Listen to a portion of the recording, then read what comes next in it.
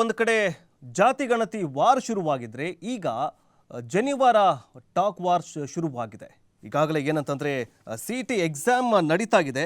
City ಪರೀಕ್ಷೆ ವೇಳೆ ಜನಿವಾರ ತೆಗೆಸಿದ ವಿಚಾರದಲ್ಲಿ ತಪ್ಪು ಮಾಡಿದವರ ಅಧಿಕಾರಿಗಳ ಮೇಲೆ ಶಿಸ್ತಿನ ಕ್ರಮ ಆಗಲಿದೆ ಅಂತ ಸಿಎಂ ಸಿದ್ದರಾಮಯ್ಯನವರು ಹೇಳಿಕೆಯನ್ನು ಕೊಟ್ಟಿದ್ದಾರೆ.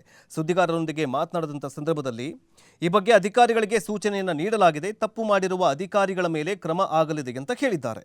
ಇದು ಈ ವಿವಾದ ಕುರಿತು ಸಿಎಂ ಅವರ ಮೊದಲ ಪ್ರತಿಕ್ರಿಯೆಯಾಗಿದೆ. ಕಳೆದ ವಾರ ಸಿಇಟಿ ವೇಳೆ ವಿದ್ಯಾರ್ಥಿಗಳ ಜನಿವಾರವನ್ನು ಏನು ತೆಗೆಸಿ ಎಕ್ಸಾಮ್ಸ್ಗೆ ಕೂರಿಸಲಾಗಿತ್ತು, ಅದೊಂದು ದೊಡ್ಡ ವಿವಾದಕ್ಕೆ ಕಾರಣವೂ ಕೂಡ ಆಗಿತ್ತು.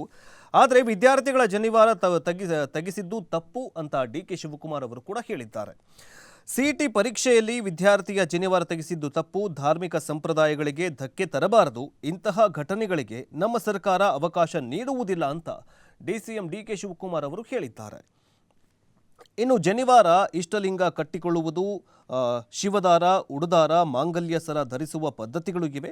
ಪೊಲೀಸ್ ಮತ್ತಿತರ ನೇಮಕಾತಿ ವೇಳೆ ಮಾತ್ರ ಅವುಗಳನ್ನು ಪರಿಶೀಲನೆ ನಡೆಸಲಾಗುತ್ತೆ. ಉಳಿದಂತೆ ಶಾಲಾ ಕಾಲೇಜುಗಳಲ್ಲಿ ಅವುಗಳನ್ನು ತೆಗೆಸುವ ಕೆಲಸ ಆಗಬಾರದು ಅಂತ ಡಿಸಿಎಂ ಅವರು ಹೇಳಿದ್ದಾರೆ. ಕೆಲವೊಂದಿಷ್ಟು ರಿಸ್ಟ್ರಿಕ್ಷನ್ಸ್ ಇರುತ್ತೆ. ಯಾವುದೇ ಒಂದು ಎಕ್ಸಾಮ್ಸ್ ಬರೆಯೋದಕ್ಕೆ, ಕಾಂಪಿಟೇಟಿವ್ ಎಕ್ಸಾಮ್ಸ್ಗಳನ್ನು ಬರೆಯೋದಕ್ಕೆ, ಸಿಇಟಿ ಎಕ್ಸಾಮ್ಸ್ಗಳನ್ನು ಬರೆಯೋದಕ್ಕೆ ಹೋದಂಥ ಸಂದರ್ಭದಲ್ಲಿ ಪರೀಕ್ಷಾ ಪ್ರಾಧಿಕಾರ ಅಂದರೆ ಪರೀಕ್ಷಾ ಬೋರ್ಡ್ ಕೆಲವೊಂದಿಷ್ಟು ರೂಲ್ಸ್ಗಳನ್ನು ಮಾಡಿರುತ್ತೆ. ಇಲ್ಲಿ ಏನಂತಂದರೆ ಈ ರೂಲಲ್ಲಿ ಕೆಲವೊಂದಿಷ್ಟು ಏನಂದರೆ ಹಾಫ್ ಸ್ಲೀವ್ಸ್ಗಳನ್ನು ಹಾಕೊಂಡು ಬರಬೇಕು. ರಾಜ್ಯದಲ್ಲಿ ಗೊತ್ತಿದೆ ಎಷ್ಟೋ ಪ್ರಕರಣಗಳಾಗಿವೆ. ಮಾಂಗಲ್ಯವನ್ನು ತೆಗೆಸಿದ್ದಾಗಿದೆ, ಹೆಣ್ಮಕ್ಕಳ ಸ್ಲೀವ್ಗಳನ್ನು ಕಟ್ ಮಾಡಿ ಎಕ್ಸಾಮ್ಸ್ಗೆ ಕೂರಿಸಿದ್ದಾಗಿದೆ.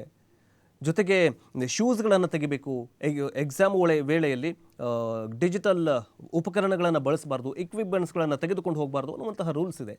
ಆದರೆ ಈಗ ಈ ಜನಿವಾರ ತೆಗೆಸಿದ್ದು ಈಗ ರಾಜ್ಯಾದ್ಯಂತ ಆಕ್ರೋಶಕ್ಕೆ ಕಾರಣವಾಗಿದೆ. ಜೊತೆಗೆ ಬ್ರಾಹ್ಮಣರು ಸೇರಿದಂತೆ ಕೆಲವೊಂದಿಷ್ಟು ಸಂಘಟನೆಗಳು ಪ್ರತಿಭಟನೆಗೆ ಇಳಿದಿವೆ. ಈಗ ಏನಂತಂದರೆ ಜನಿವಾರ ವಾರ ತಪ್ಪಿತಸ್ಥರ ವಿರುದ್ಧ ಪಕ್ಕಾ ಏನಂತಂದರೆ ಕ್ರಮವನ್ನು ತೆಗೆದುಕೊಳ್ತೀವಿ ಅಂತ ಸಿಎಂ ಸಿದ್ದರಾಮಯ್ಯನವರು ಹೇಳಿದ್ದಾರೆ. ಇನ್ನು ಮುಂದಿನ ಸುದ್ದಿ ಏನಂತ ನೋಡ್ತಾ ಹೋಗೋದಾದರೆ ಮುಂದಿನ